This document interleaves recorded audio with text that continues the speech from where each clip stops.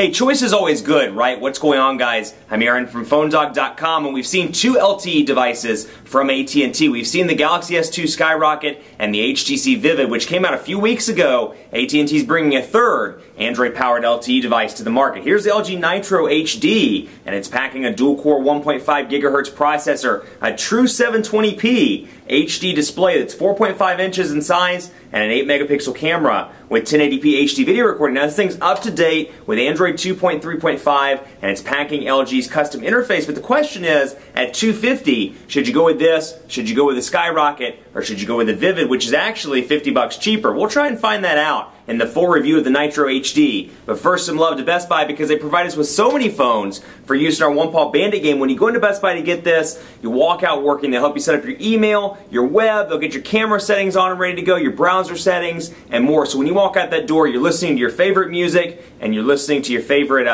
music videos and things like that at Best Buy Mobile. Let's take a look at this LG Nitro HD. Is this the phone to get? Should you go? One other thing in part 2 I want to focus on, we covered in part 1, I wanted to show you the customizations in the menu as well. You can see applications down here, and then I scroll down and see downloads. Well, you can automatically close those if you want to and just access each folder one at a time, or you can come in here and you can click Manage Applications and you can move them around. You can uninstall the AT&T stuff from there without having to go into the settings. You can manage categories and add categories and more. So they do offer you some customizations in the menu as well, and that's just something I wanted to point out. So let's take a look at quadrant data. We're going to jump into the speed test stuff first because I want to cover this, not custom benchmark. We want to run the full benchmark, and I'll talk to you a little bit about reception. I was actually pretty surprised with reception on this device. It worked relatively well. I took it to an AT&T dead spot. There were obviously some issues connecting, and some issues maintaining the call. It never dropped, but it was choppy and kind of laggy. A lot of background noise, static, things like that when I was on the calls in the dead zone. Otherwise, worked very well. Earpiece was nice and loud. My callers had no problems hearing me. They didn't report any craziness around the earpiece or the microphone or anything like that,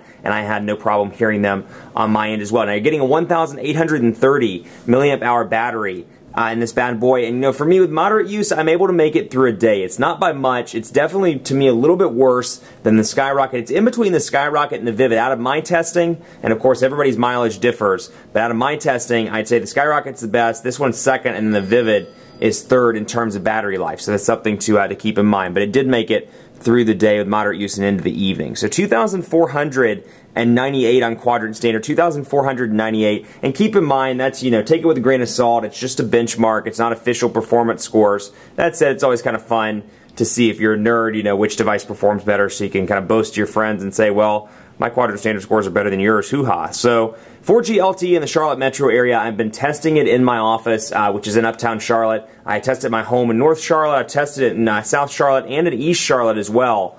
And I've gotten, you know, pretty similar speeds across the board, regardless of where I'm at in the city. You can see the speeds here, 5-6 megabits per second, which, you know, kind of low, you know, in comparison to Verizon. I see, you know, on a regular basis 10 to about 15 megabits per second uptown, and you can see I did break 10 megabits per second there, but that was at 12:52 in the morning and off-peak time. So speeds haven't been, you know, as impressive as I would like them to be, especially when you're looking at these tests in markets like New York City, which is an unofficial market. It hasn't launched yet, but you know, you're seeing speeds like 30, 40 megabits per second. You're like, man, I want some of that love in my city, but at least we have LTE, so we can be thankful for that. You can see right now it's running about 6.5, a little bit higher, 7 point, might get to 8, let's see.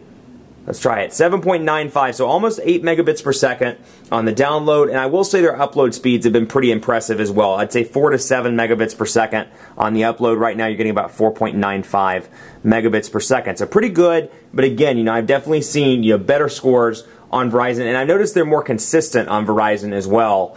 Just all the way from the beginning of when the network launched here on December 5th, 2010 to now, and in the various markets I've been to since that have 4G LTE connectivity on Verizon. They're more consistent speeds as opposed to AT&T's. I feel like they're kind of across the board depending on the time of day and the network traffic, so just a little bit more unpredictable on the AT&T side. So let's take a look at MOG Music, because this is something that comes pre-installed. I think it's cool. You can access songs and all kinds of tracks from the internet. So you get a 7-day free trial, and then you can subscribe for $9.99 a month to your AT&T bill. So we can look up, for example, let's do Pitbull, and let's see if we can find anything. Let's do that. We're going to go to Songs, and then we're going to go in here and see, let's see if we can find Let's go down a little bit. Let's see if we can find International Love. That's a good song, right?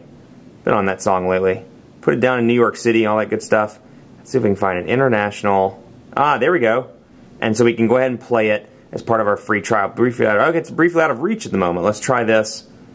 Skip track. Let's see if we can do it again. This is some real life testing here. Let's see if we can access it. There we go. Oh, we gotta play it. Oh. Remix! Try it now. There we go.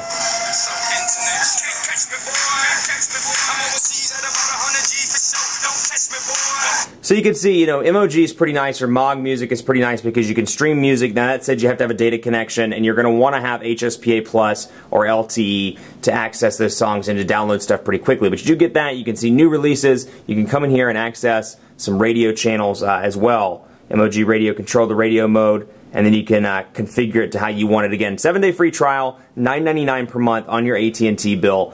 After that, it's still pretty useful application. I'm quick to bash the applications that come pre-installed on these devices, but MOG is a pretty useful app. I've had some fun with it over the past couple of days, which is pretty cool. So anyway, let's go to contacts and take a look, because the phone application obviously different here depending on which version of Android you're using. And even though this is 2.3.5, because it's got that LG skin, it looks a little bit different. So you got your island keys here, nice and separated, nice and roomy, and then down here you have text messaging, visual voicemail, and send. So you get some tabs up here as well. You can click on call log, click on contacts, and I put this one in just for fun, Jerry Martin, and we'll come back to that in just a second. But you can see groups, but we'll come back here and you see easy access, tight integration between Yellow Pages, and then of course you're in case of emergency, contacts, and then we can come in here to Jerry Martin and take a look, which I just added a few minutes ago. So you can see opportunity to add a picture, opportunity to add favorites. You can come in here and see the history, the photo, the schedule, and more. So I can say, well, I called Jerry last night, and the history would show up right there. And then with photos, if he's tagged, and then schedule as well, anything I'm working with him on, or contact events, things like that. But over here you can see shortcuts to call and text message, a shortcut to email, and it shows the group that he's involved in. So pretty typical Android here. I can select where I want the contact to be when I set it up for the first time. So I set it up an Old Man McTweety at Gmail this time around, but I can add an additional contact number. I can add some more details about his name if I want to, middle name, phonetic family name. Hey, if you want to do that, that's pretty cool too. And then add a picture, and then add additional emails, postal addresses, organization, and more. So they really do give you a lot that you can add here. And all in all, it's a pretty reasonable interface with the nice tabs that separate history and photo, but still not quite up to par with Sense, with TouchWiz, some of the more advanced user interfaces that have been through several different revisions. So let's take a look at the camera. We're going to bring over the HTC Titan for a sample shot here. 8-megapixel camera with 1080p HD video recording. And if you want to see the video recording, take a look at the YouTube channel or on the site at phonedog.com. But I'm going to bring it over here rather, to Windows Phone so we can take a look. We're going to focus in on that. You do not get a physical camera button on this device, so you do have to rely on the on-screen button, but you can press it to focus, and when you let go, it'll take the picture. So actually I'm going to come up here to the HTC and get an idea, see what we can do with this thing.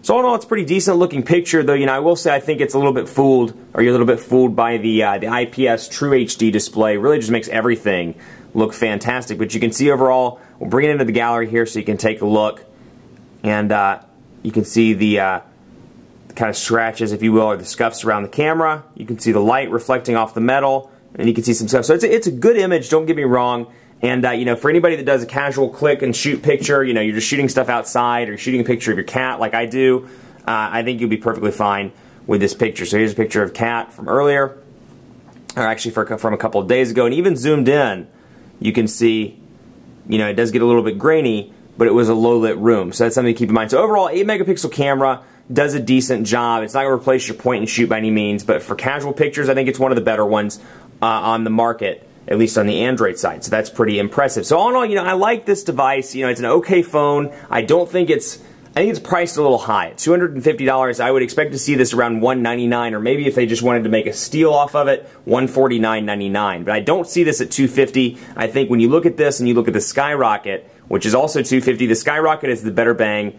for the buck every single time. TouchWiz is very developed. It looks good. It isn't an HD display, which is very true. So if display quality is your thing, this may be your device, but it just feels better. This one just has kind of a cheap feeling to it. You know, and it's funny because LG did such a great job with the G2X, and then I feel like they kind of took a step back with the Revolution, and you know, to an extent maybe with this one, just in terms of design and the fact that they installed the LG user interface on it. Otherwise, you know, it's a pretty decent device. The screen's nice, the camera's good, the LTE speeds are very fast, and hey, choice is always good, right? Because you may like this phone, you may like the way it feels, and I don't. So I could get a Skyrocket, or I could get a Vivid, and you could get this, or you could get something else on AT&T. But all in all, you know, it's definitely a powerful device. It's a welcome addition to AT&T's lineup, but I think if you're like me and you're concerned about design and you know, you're concerned about the way it feels and maybe some of the touchscreen responsiveness, I think the better option at that same price tier is at $249.99 is the Skyrocket, or if you want to save some money, the HTC Vivid if you're in an LTE market